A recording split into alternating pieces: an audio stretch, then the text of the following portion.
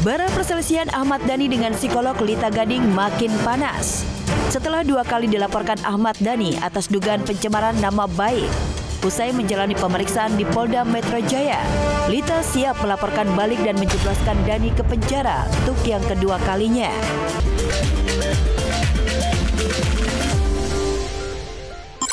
Pak begitu getol sekali mungkin melaporkan klien saya ini. Apakah mungkin dia mau kenalan bersama klien saya ini yang dimana adalah dokter psikologi?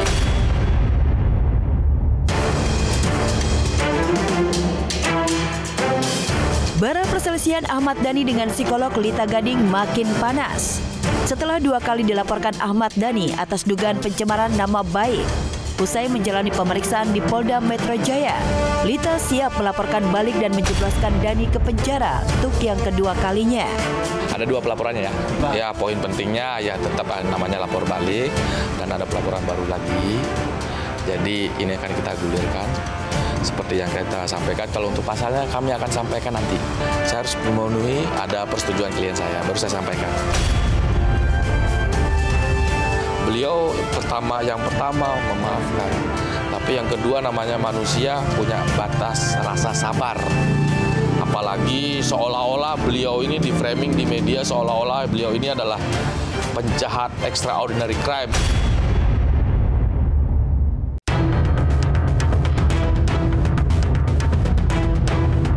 Seolah menganggap ancaman balik Lita Gading hanya gertak sambal, Ahmad Dhani memilih santuy, ogah-ogahan menanggapi ancaman laporan balik Lita. Musisi yang kini duduk di bangku parlemen ini hanya menjawab singkat sambil berlalu saat kami temui di halaman rumahnya baru-baru ini. Soal Lita Gading yang marah-marah juga dan mau rencana melaporin balik Pade juga nih. Pas kemarin ada laporan kedua dari Pade gitu. Ya nggak apa-apa. Yuk.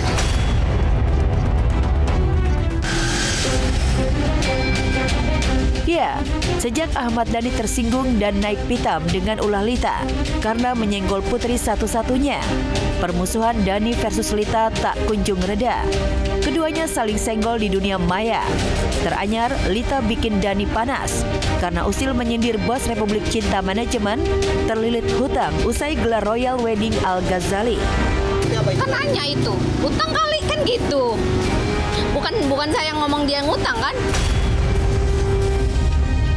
Jarang banget sih menurut aku ya Mas Dhani kayak ngeberantemin cewek ibaratnya gitu. Kalau nggak keterlaluan, aku juga nggak tahu kasusnya apa. Cuman ya aku pribadi tahu Mas Dhani kayak apa.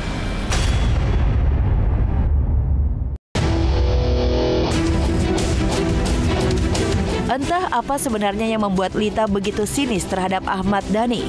Sampai saat ini memang masih jadi tanda tanya. Benarkah Lita punya dendam ke Sumat karena kecewa terhadap Dhani? Entahlah, yang jelas Lita yang sehari-harinya berprofesi sebagai psikolog berdalih semua itu ia lakukan untuk mendidik atau memberi pelajaran ke khalayak ramai. Jika alasannya untuk edukasi, lantas mengapa harus Ahmad Dhani yang jadi sasaran? Mengedukasi tapi secara infotainment kan gitu kan, jadi tidak secara formil gitu kita memberikan edukasi yang ada istilah teori-teori kan.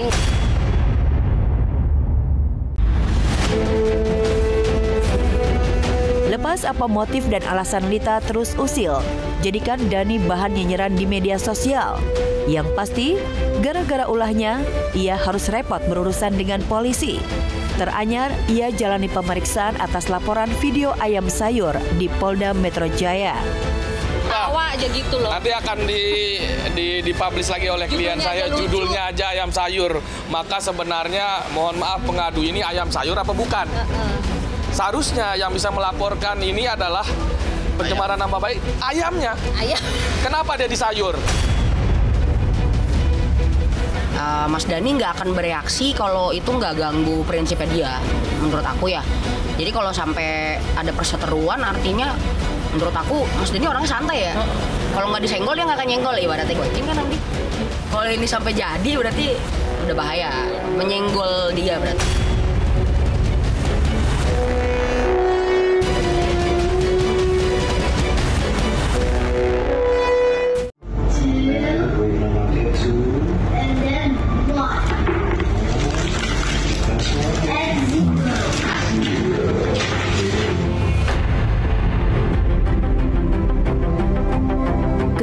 Cinta dan kesetiaan Fujian terhadap kekasihnya Verrell Bramasta jadi sorotan dan dipertanyakan.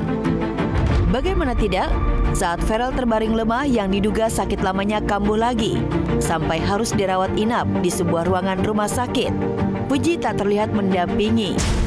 Jangankan memberikan dukungan dan perhatian sebagai bukti cinta, tak sepotong pun Fuji kelihatan mengurus atau mendampingi Verrell.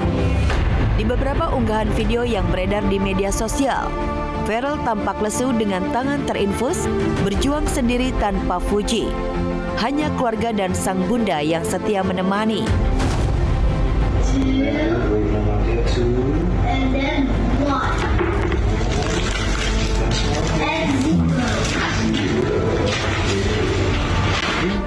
Tuhan Dia sedang berjuang, jaga Dia, lindungi Dia, karena ada yang menunggunya.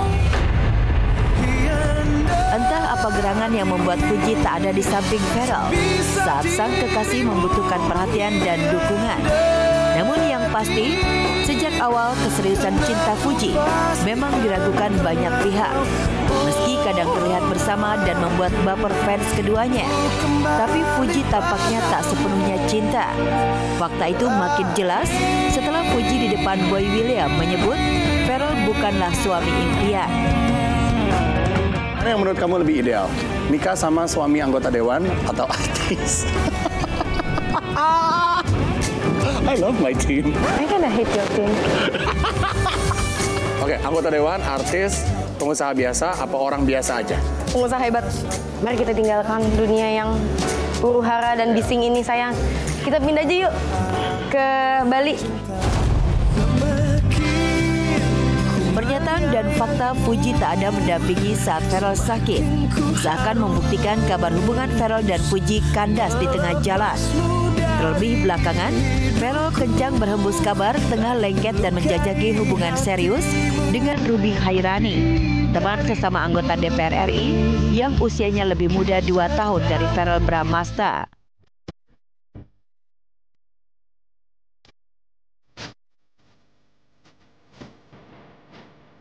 Sering terlihat berdua di luar jam kerja. Lantas benarkah Ruby jodoh impian Verrell? Seperti doa yang ia panjatkan 2 tahun lalu. Apa tuh salah satu doa yang doa jodoh mungkin ya? Iya, jodoh dan dilancarkan ya Kak buat tahun depan. Ya, semuanya ke depan pokoknya, untuk karir, untuk keluarga, untuk pribadi, begitupun juga untuk jodoh. Sempat berdoa lah. Kayak kita insya Allah kita lihat hasilnya setelah balik ini. Iyalah pastilah, karena kan menikah juga sebagian dari menyempurnakan ibadah kan. Tunggu sejenak, ini belum saatnya banyak hal. Gue masih kondisi kerja, jadi gue tuh nggak sadar juga pas turun happy birthday, oh iya gue ulang tahun gitu. Dan diawali ulang tahun dengan penutupan kerja, dan sekarang juga kayaknya gue kan kerja juga nih.